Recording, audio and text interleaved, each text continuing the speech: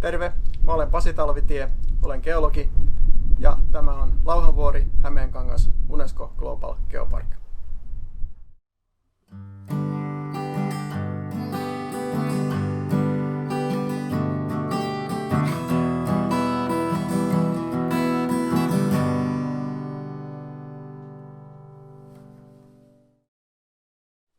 Tänään tutustutaan Kihniön Käskyvuoreen. Se on yksi Lauhanvuori Hämeenkangas Geoparkin 52 geokohteesta.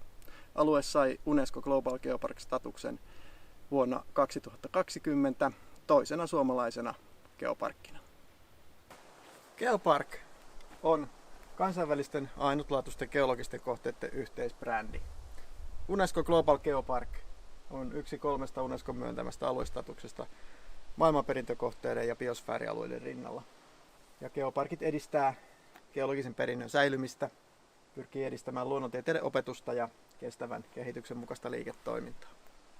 Käskyvuori sijaitsee Kihniössä noin 15 kilometriä Kirkonkylältä pohjoiseen. Se kohoaa noin 188 metrin korkeuteen merenpinnasta ja ympäristöään korkeammalle se nousee noin 40 metriä. Se sijaitsee ihan Pirkanmaan maakunnan ja Etelä-Pohjanmaan maakunnan rajalla. Käskyvuorelle pääsee tietä pitkin, mutta paikan päälle voi tulla myös 21 kilometrin pituista Pyhäniemi-Käskyvuoren ulkoilureittiä. Esimerkiksi maastopyörällä tai talvella hiihtäen. Alueella kulkee myös moottorikelkkareitti. Autolla kun saavutaan, niin päädytään parkkipaikalle, josta on sitten opasteet Käskyvuorelle. Perillä Käskyvuorella odottaa loistava palvelurakenneverkosto. On nuotiopaikkoja, taukotupa, näkötorni ja huussi. Hieman sivummalta löytyy myös kota. Polttopuita löytyy myös. Alueen omistaja sitä huoltaa Kihniön kunta. Tämä on Käskyvuoren tulistelutupa. Täällä on tommonen hormillinen tulisija. Täällä voi pidellä tulia ja paistaa makkaraa. Ovea ja ikkunoita ei ole, eli tää on hyvin tuulettuva mökki. Tämä Käskyvuoren näkötorni rakennettiin vuonna 2017. Sen rakennutti Kihniön Lions Klubi. Käskyvuorelta aukeaa hyvinkin laajat maisemat täältä näkötornista. Etelän suunnalla näkyy Teerinevan, Päretnevan soidensuojelualue, eli hyvin luonnontilainen suo tuossa maisemassa. Ja sitten sen takana kauempana kohoaa Alkkiavuori Parkanossa. Alkkiavuori on tämän kulmakunnan korkeimpia paikkoja. Sitten tuonne lännen suuntaan niin saattaa erottua hyvällä kelillä Lauhanvuori. Käskyvuorelta luoteeseen erottuu Käskylampi, joka on noin 45 metriä alempana kuin tämä Käskyvuoren huippu. Liikajärvi tässä lähempänä ja tuolla kauempana Liikapuron tekoallas. Käskyvuori on valtakunnallisesti arvokas kallioalue ja sen kallioperä kuuluu geopark-alueen vanhimpiin. Käskyvuoren kallioperä koostuu graniitin sukuisesta granodioriitista. Graniitin sukuisissa kivissä niissä on yleensä kvartsia ja maasälpiä. Ja se maasälpien koostumus ja runsaussuhteet, niin ne sanelee sitten, että mikä on se lopullinen kivilajin nimi.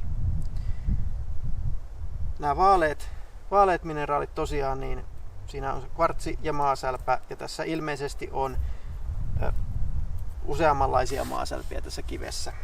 Sitten täällä on myöskin tummia mineraaleja, tummia pisteitä tai tämmöisiä, mitä täällä näkyy, niin ne on kiilemineraaleja. Koostuu pääasiassa biotiitista, tämmöisestä rautapitoisesta tummasta kiilemineraaleista. Hyvin yleinen mineraali. Eli me ollaan Käskyvuorella muinaisten vuorten juurella, tai oikeastaan niiden sisässä. Eli 1900 miljoonaa vuotta sitten tälle alueelle Suomeen syntyi tämmöinen suuri vuorijono. Ja sen alla noin 10 kilometrin syvyydellä kiteytyi tämmöisiä graniitteja ja graniitin sukuisia kiviä. Ja tämä Käskyvuori edustaa näistä graniitin sukuisista kivistä niitä vanhimpia tällä alueella. Se on noin 1930-1910 miljoonaa vuotta vanha tämä kallioperä tässä. Ja edustaa sellaista läpileikkausta siitä, minkä millaista oli tuolla 10 kilometrin syvyydessä? Tässä kohtaa näkyy hyvin tämän alueen kallioperälle tyypillinen suuntautuneisuus. Eli tämä kivi, siinä näkyy tämmöistä vähän ikään kuin raitaisuutta, taikka nämä mineraalirakeet täällä kivessä, niin ne on asettuneet tuolle pitkittäin ja suuntautunut. Tämä kertoo tämän kiven synnystä, eli tämä on syntynyt siihen aikaan, kun tällä alueella tapahtui vuorijonon poimutusta ja nimenomaan sen liikevaiheen aikana. Eli tämä kallioperä tämä on jähmettynyt ja kiteytynyt syvällä maan alla, mutta sen kiteytymisen aikana siinä massassa on tapahtunut semmoista liikettä, joka on aikaan saanut sen, että tämä on ikään kuin, tähän on tullut tällaisia niin kuin suuntautumisia tähän kiveen. Vuorijonon nimi oli svekofennialainen vuorijono, tai svekofennidit. Se kulki Suomen ja Ruotsin halki ja sai alkunsa, kun tuolta lännen tai lounaan suunnalta tuli semmoinen suuri saariryhmä, joka törmäsi vanhaan mantereeseen, joka on nykyisen Itä-Suomen paikalla. Ja siinä rytäkässä kohosi sitten semmoinen vuorijono. Ja se vuorijono nousi nopeasti, mutta se myös tuhoutui hyvin nopeasti. Että 200 miljoonan vuoden aikana se mureni ja hävisi hyvin pitkälti näkyvistä. Arviolta noin 10 kilometriä kiveä on kulunut pois tästä Käskyvuorenkin päältä. Nyt kun tätä maisemaa katsoo, niin tämä on hyvin tasainen. Mutta noin 1900 miljoonaa vuotta sitten niin täällä oli hyvin erinäköistä. Täällä oli semmoinen suuri vuorijono, joka muistutti ehkä Alppeja tai Himalajaa. 10 kilometrin paksuudelta, kun kiveä kuluu pois, niin voisi kuvitella, että se on kauhean dramaattinen tapahtuma. Mutta kun aika on tarpeeksi, niin se ei oikeastaan ole kovin ihmeellistä. 1900 miljoonaa vuotta sitten syntynyt svekofennidien vuorijono, niin jos se olisi tasaisella vauhdilla kulunut nykypäivään mennessä pois, niin se kulumisen vauhti olisi ollut millimetrin tuhannesosia vuodessa. Eli ei juuri mitään. Tässä Käskyvuoren maisemassa erottuu tuommoisia loivia mäkiä siellä täällä. Ne on jäännösvuoria. Ne on jäänteitä muinaisesta kallioperästä. Niiden ympäriltä on kulunut kiviaineesta pois, eli rapautumalla on hävinnyt sitä materiaalia, ja nämä on niitä, mitä on jäänyt jäljelle.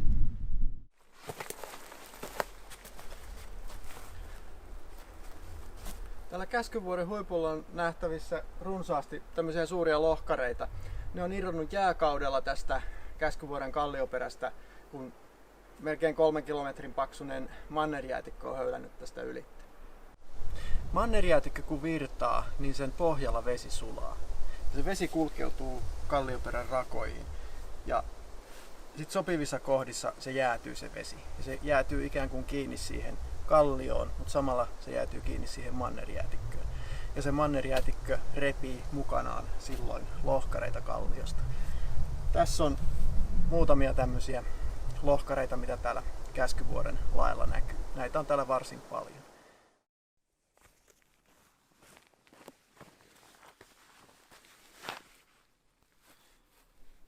Käskyvuorella ei näy kallion pinnassa selkeitä jääkauden virtauksen jälkiä, koska tämä kallion pinta on jääkauden jälkeen rapautunut rosoiseksi.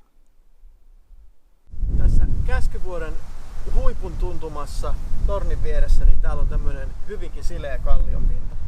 Tämä näyttää siltä, niin kuin tämä olisi jäätikön hiomaa kalliota, mutta itse asiassa niin täällä lähellä tornia näkyy, miten tämä samainen pinta, niin se jatkuu tuonne muun kiven sisään, joten tämä ei ole, vaan tämä on kallion perässä ollut semmoinen liukupinta, johon on sitten kiteytynyt graniittista ainesta.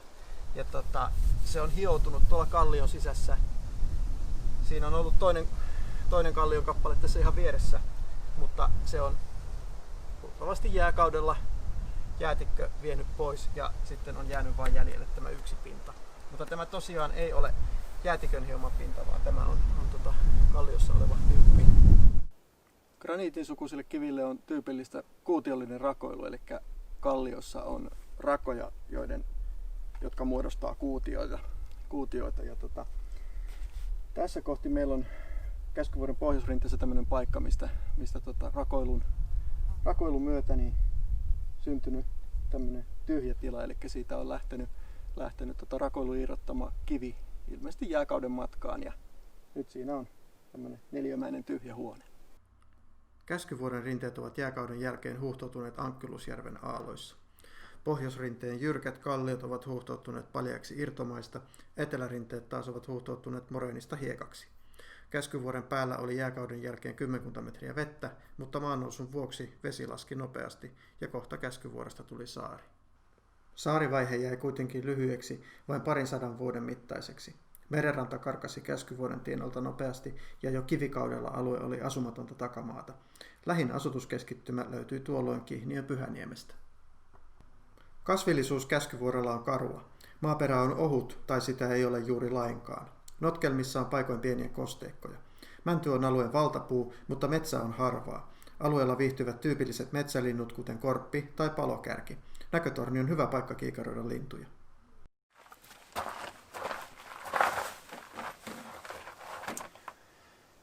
Nyt ollaan tässä Käskyvuoren laavulla.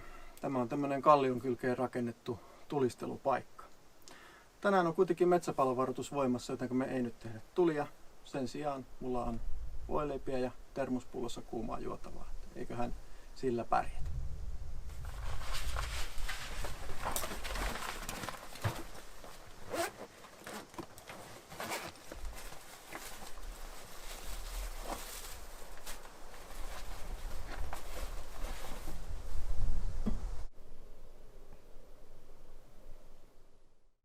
Käskyvuori on oivallinen päiväretkikohde ja sopii pienin varauksiin myös perheen pienimmille.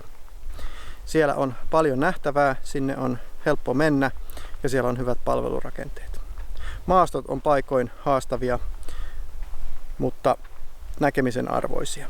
Varsinkin maisema pohjoiseen on todella upea. Tällainen oli Käskyvuori. Kiitos mielenkiinnosta ja nähdään!